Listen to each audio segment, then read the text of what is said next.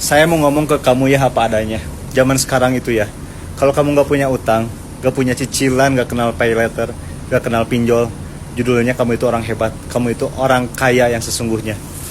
Saya ulang ya, orang kaya yang sesungguhnya itu ya, bukan yang kelihatan mewah, tapi yang tidurnya nyenyak karena nggak dikejar tagihan. Betul nggak?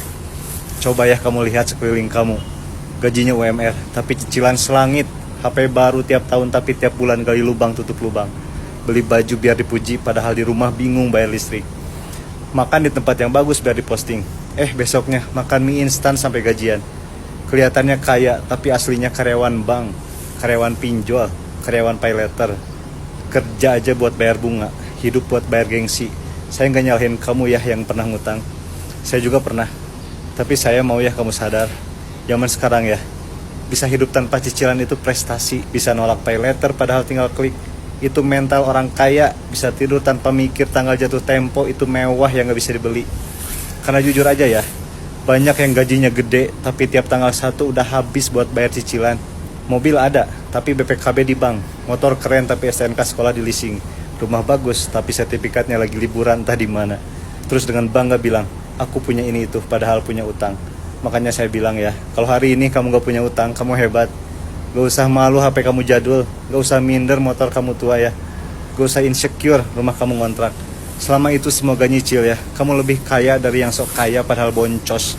Karena kamu bebas, kamu merdeka. Uang kamu yang pegang, bukan bank. Saya gak ngelarang kamu ya buat kredit. Kalau buat usaha, buat aset, buat hal yang ngasilin silahkan. Tapi kalau buat gaya, buat gengsi, buat dipuji orang, stop ya. Beli kalau mampu, kalau belum mampu nabung. Kalau nggak kebeli juga ya udah. Harga diri kamu nggak turun cuman karena nggak punya barang baru. Ingat ini baik-baik ya. Orang kaya beneran itu diam-diam, gak banyak cicilan, gak pamer, tidurnya pun tenang. Yang ribut itu biasanya lagi ketar-ketir tiap tanggal tagihan muncul. Jadi buat kamu yang sekarang lagi berjuang bebas hutang ya, saya salut, lanjutin. Lunasi satu-satu, jangan nambah lagi ya. Rasanya nanti enak banget.